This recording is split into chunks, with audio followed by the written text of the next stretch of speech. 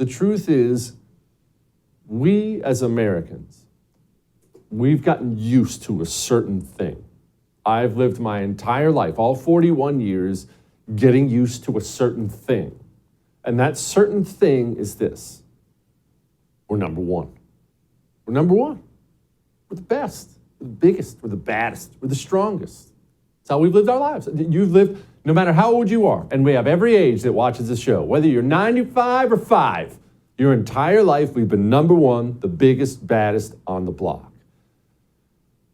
I think in the future, we're going to have a hard time. I know I personally am going to have a difficult time adjusting to a reality where that may not be the case.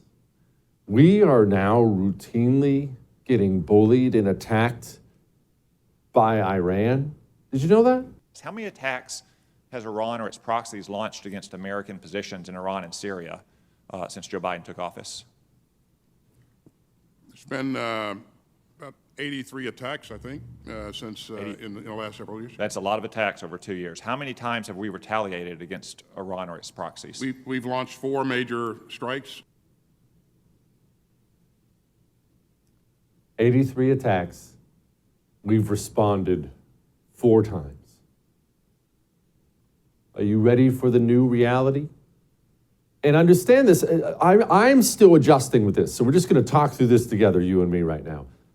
I'm still adjusting to this new reality that has been the reality for most nations in the history of the world. And that reality is this: your nation gets attacked, gets infringed upon in any way, and your nation doesn't have the ability and or the will to respond. So you essentially just get bullied by the more committed people. That's how so many nations on this planet have existed forever. We've never experienced that. I've never experienced that. But that's the reality of where we are now. And man, does that hit you like it hits me? That hurts.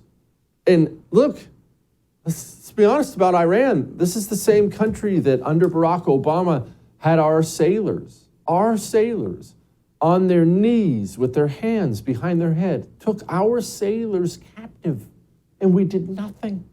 We did nothing to them at all. Oh, maybe you're sitting there saying, it's just Iran, Jesse. We can do whatever we want to them. Oh, you mean nuclear Iran? From the time of an Iranian decision, Iran could produce enough fissile material for a nuclear weapon in less than 2 weeks, and it would only take several more months to produce an actual nuclear weapon. A nuclear weapon from the nation that is really attacking us daily, pretty much, from a nation that has promised to wipe other nations on the planet off the map. This is real. It is real, and this is the cost of weakness. And this is a cost that Americans, myself included, are not ready to bear because we've never been prepared for this. We have never lived in an age where we weren't the big bad bully on the block. Yet that age is here now. And there are 1,000,001 reasons for this. We talk about it all the time. But one of the main drivers of this is weak, stupid, pathetic political military leadership. Do you ever read any history? You know we do a bunch of history on this show because I'm a history freak. Do you ever read any history? One of the things that strikes me so often about military history when you read about this battle or this, that, is how often the general at the end, the one who's in command, how often he either resigns or is fired or kills himself or is himself put to death by the nation he fought for. That is the entire history of the world. Now that seems extreme, right? Now, I don't want anyone to kill themselves, don't get me wrong, but that seems so extreme. Wow, that's over the top. How could you do this? Well, nations historically are proud of themselves, have understood the stakes of war, the stakes of battle, the cost of losing, And therefore, nations have made it known to their military leadership, the cost is high. Be on point. Don't screw up. Be ready to go. Even here in the United States of America, thankfully, we haven't been putting generals to death when they screw up in this country. But even in the United States of America, we have had trials over things like this. The guys involved in something like Pearl Harbor, they didn't get off scot-free once everything was said and done. No. Admiral, come, sit, be interrogated, answer for your failures. We're not even talking about maliciousness here.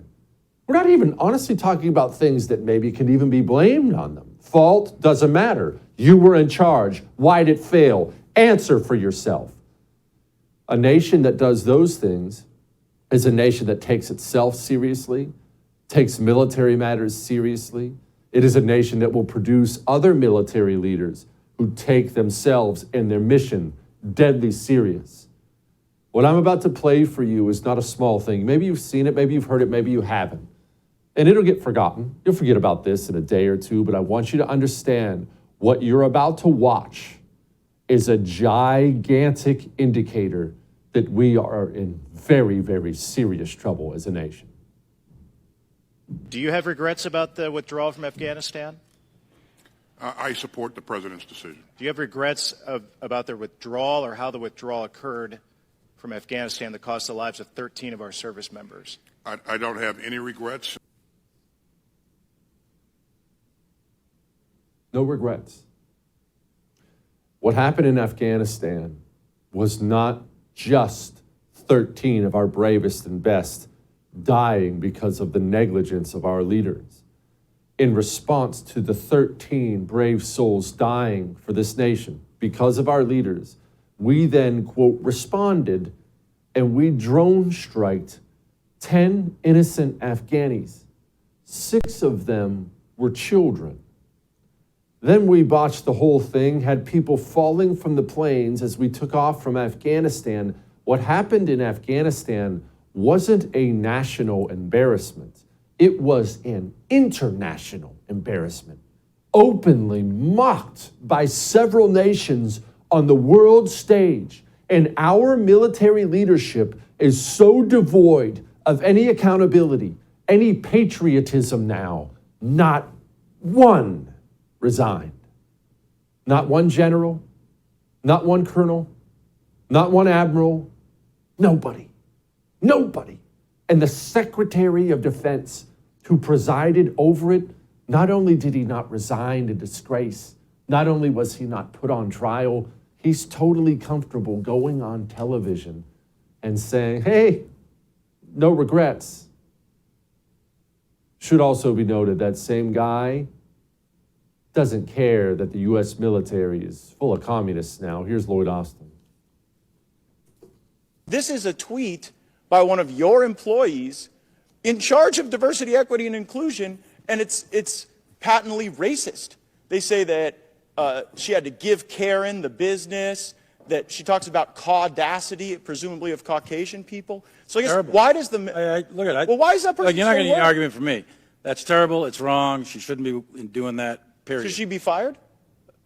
That's a DOD employee, not U.S. military uniform. Should they be fired, Secretary Austin?